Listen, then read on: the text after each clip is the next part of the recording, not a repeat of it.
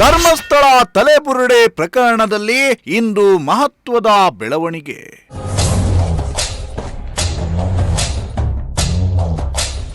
ಶವ ಹೂತು ಹಾಕಿದ್ದೀನಿ ಎಂದಿದ್ದವ ಇಂದು SIT team ಮುಂದೆ ಹಾಜರ್.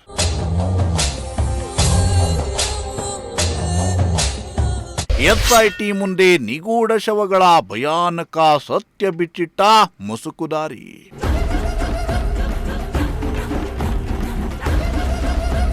ಎಸ್ ವೀಕ್ಷಕರೇ, ಧರ್ಮಸ್ಥಳ ಗ್ರಾಮದ ಅರಣ್ಯದ ಸುತ್ತಮುತ್ತ ನೂರಾರು ಶವಗಳನ್ನ ಹೂತಿಡಲಾಗಿದೆ ಎನ್ನಲಾದ ಪ್ರಕರಣ ದಿನೇ ದಿನೇ ಭಾರಿ ಕುತೂಹಲವನ್ನ ಪಡೆದುಕೊಳ್ಳುತ್ತಿದೆ. ಇತ್ತೀಚೆಗಷ್ಟೇ ಮುಸುಕುದಾರಿ ವ್ಯಕ್ತಿಯೊಬ್ಬ ದಕ್ಷಿಣ ಕನ್ನಡ ಜಿಲ್ಲೆಯ ಬೆಳ್ತಂಗಡಿ ತಾಲೂಕಿನ ಧರ್ಮಸ್ಥಳ ಸುತ್ತಮುತ್ತಲೂ ತಲೆಬುರುಡೆ ಹೊರತೆಗೆಯಲಾಗಿದೆ. ತಾನು ನೂರಾರು ಮಹಿಳೆಯರ ಅತ್ಯಾಚಾರಕ್ಕೆ ಒಳಪಟ್ಟ ಹೆಣ್ಣು ಮಕ್ಕಳ ಶವಗಳನ್ನ ಹೂತು ಹಾಕಿದ್ದೇನೆ.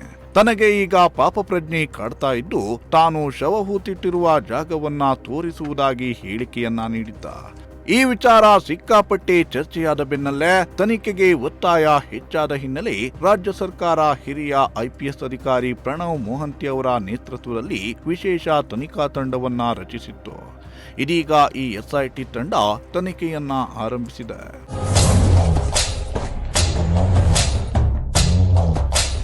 ಹೌದು, ನಿನ್ನೆಯಷ್ಟೇ ದಕ್ಷಿಣ ಕನ್ನಡ ಜಿಲ್ಲೆಯ IGP ಕಚೇರಿಗೆ SIT ಮುಖ್ಯಸ್ಥ DIG ಅನುಚೇತ್ ಮತ್ತು SP ಜಿತೇಂದ್ರ ಕುಮಾರ್ ದಯಾಮ್ ಆಗಮಿಸಿದ್ರು.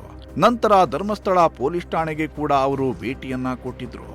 ಅಲ್ಲಿ ತಲೆಬುರುಡೆ ಪ್ರಕರಣದ ತನಿಖಾಧಿಕಾರಿಯಾಗಿರೋ ಸಮರ್ಥ್ ಗಾಣಿಗ ಜೊತೆ ಕೂಡ ಚರ್ಚೆಯನ್ನ ನಡೆಸಿದ್ದಾರೆ ಎನ್ನಲಾಗಿದೆ. ಈ ಪ್ರಕರಣದ ತನಿಖೆ ಎಲ್ಲಿಯವರೆಗೆ ಬಂದಿದೆ, ಅವರು ಕೋರ್ಟ್ಗೆ ಕೊಟ್ಟಿರೋ ತಲೆಬುರುಡೆಯ ಬಗ್ಗೆ ಏನೇನು ಮಾಹಿತಿಯನ್ನ ಸಂಗ್ರಹಿಸಿದ್ದೀರಿ, ಸಾಯಿಲ್ ಟೆಸ್ಟ್ ಏನಾದರೂ ನಡೆಸಿದ್ದೀರಾ ಎಂಬ ಕುರಿತು ಮಾಹಿತಿಗಳನ್ನ ಸಂಗ್ರಹಿಸಿದ್ದಾರೆ. ಇದೆಲ್ಲ ಒಂದು ಕಡೆಯಾದ್ರೆ, ಇವತ್ತು ಈ ಪ್ರಕರಣದಲ್ಲಿ ಮಹತ್ವದ ಬೆಳವಣಿಗೆಯೊಂದು ನಡೆದಿದ್ದು, ಖುದ್ದು ತಾನು ನೂರಾರು ಶವಗಳನ್ನ ಹೂತು ಹಾಕಿದ್ದೀನಿ ಎಂದು ಹೇಳಿಕೆ ನೀಡಿದ್ದ ಮುಸುಕುದಾರಿ ವ್ಯಕ್ತಿ SIT ತಂಡದ ಮುಂದೆ ವಿಚಾರಣೆಗೆ ಹಾಜರಾಗಿದ್ದಾನೆ. ಹಾಗಿದ್ರೆ ಇವತ್ತಿನ ವಿಚಾರಣೆ ಹೇಗಿತ್ತು? SIT ತಂಡ ಅನಾಮಧೇಯ ವ್ಯಕ್ತಿಗೆ ಕೇಳಿದ ಪ್ರಶ್ನೆಗಳೇನು? ಅದಕ್ಕೆ ಆತ ಕೊಟ್ಟ ಉತ್ತರ ಹೇಗಿತ್ತು? ಪ್ರಭಾವಿ ವ್ಯಕ್ತಿಗಳ ಹೆಸರನ್ನೇನಾದ್ರೂ ಬಾಯ್ಬಿಟ್ನ? ಇದೆಲ್ಲದರ ಬಗ್ಗೆ ಕಂಪ್ಲೀಟ್ ಆದ ಮಾಹಿತಿಯನ್ನ ನಿಮ್ಮ ಮುಂದೆ ಇಡ್ತಾ ಹೋಗ್ತೀವಿ.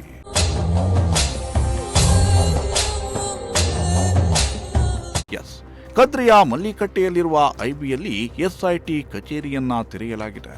ಈ ಕಚೇರಿಗೆ ಇವತ್ತು ಬೆಳಗ್ಗೆ 10:45 ಸುಮಾರಿಗೆ ಆಗಮಿಸಿದ ಅನಾಮಧೇಯ ವ್ಯಕ್ತಿ SIT ಟೀಮ್ ಎದುರು ಹಾಜರಾಗಿದ್ದಾನೆ. ಇಬ್ಬರು ವಕೀಲರ ಜೊತೆ ಆಗಮಿಸಿದ ಅನಾಮಧೇಯ ವ್ಯಕ್ತಿಯನ್ನ SIT ತಂಡ ಸತತ 4 ಗಂಟೆಗೂ ಹೆಚ್ಚು ಕಾಲ ವಿಚಾರಣೆ ನಡೆಸಿದೆ. ಈ ವೇಳೆ ಈ ಅನಾಮಧೇಯ ವ್ಯಕ್ತಿಗೆ SIT ಅಧಿಕಾರಿಗಳು ನೂರಾರು ಪ್ರಶ್ನೆಗಳ ಸುರಿಮಳೆಯನ್ನ ಸುರಿಸಿದ್ದು, ಆತನ ಹೇಳಿಕೆಗಳನ್ನ ವಿಡಿಯೋ ಮೂಲಕ ದಾಖಲಿಸಿಕೊಳ್ಳಲಾಗಿದೆ.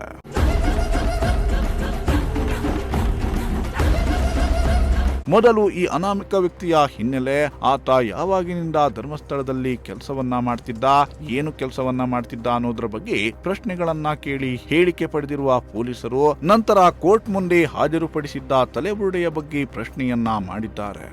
ಆ ತಲೆಬುರುಡೆ ಎಲ್ಲಿಂದ ಹೊರತೆಗೆದಿದ್ದು, ಅದೇ ಬುರುಡೆಯನ್ನೇ ಹೊರತೆಗೆದಿದ್ದು ಯಾಕೆ, ಅದು ಯಾರದ್ದು ಅಂತೇನಾದ್ರೂ ಗೊತ್ತಿದೆಯಾ, ಆ ಶವವನ್ನ ನಿನಗೆ ಅಲ್ಲಿ ಹೂತು ಹಾಕುವುದಕ್ಕೆ ಹೇಳಿದ್ಯಾರು ಅಂತೆಲ್ಲ ಪ್ರಶ್ನೆಗಳನ್ನ ಕೇಳಿದ್ದಾರೆ ಎನ್ನಲಾಗಿದೆ.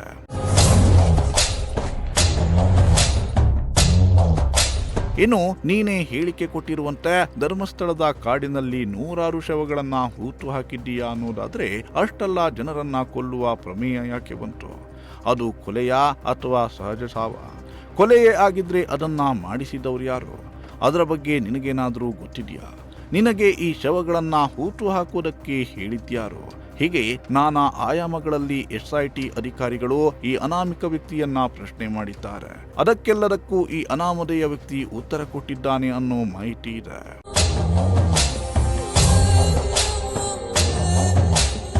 ಇನ್ನು ತನಿಖೆ ಆರಂಭಿಸುವ ಮೊದಲು SIT ಅಧಿಕಾರಿಗಳು ಆ ಮುಸುಕುದಾರಿ ವ್ಯಕ್ತಿಗೆ ವಿಶ್ವಾಸ ತುಂಬುವ ಕೆಲಸವನ್ನ ಕೂಡ ಮಾಡಿದ್ದಾರೆ. ನಾವು ಯಾರ ಪರವೂ ಇಲ್ಲ, ವಿರುದ್ಧವೂ ಇಲ್ಲ, ನಿನಗೆ ನಮ್ಮ ಕಡೆಯಿಂದ ನ್ಯಾಯ ಸಿಗುತ್ತೆ, ರಕ್ಷಣೆ ಕೊಡಿಸುವ ಜವಾಬ್ದಾರಿ ಕೂಡ ನಮ್ಮದು.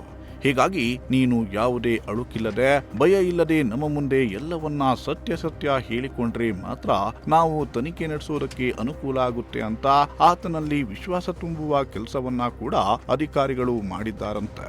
ಪೊಲೀಸರು ಇಷ್ಟೆಲ್ಲ ವಿಶ್ವಾಸ ತುಂಬಿ ಧೈರ್ಯ ತುಂಬಿದ ಮೇಲೆ ಮುಸುಕುದಾರಿ ಕೆಲವು ಅಚ್ಚರಿಯ ವಿಚಾರಗಳನ್ನ ಎಸ್ಐಟಿ ತಂಡದ ಮುಂದೆ ಹೇಳಿಕೊಂಡಿದ್ದಾನೆ ಎನ್ನಲಾಗಿದೆ. ಕೆಲವು ಪ್ರಭಾವಿಗಳ ಹೆಸರನ್ನ ಕೂಡ ಹೇಳಿದ್ದಾನೆ ಎನ್ನಲಾಗಿದೆ.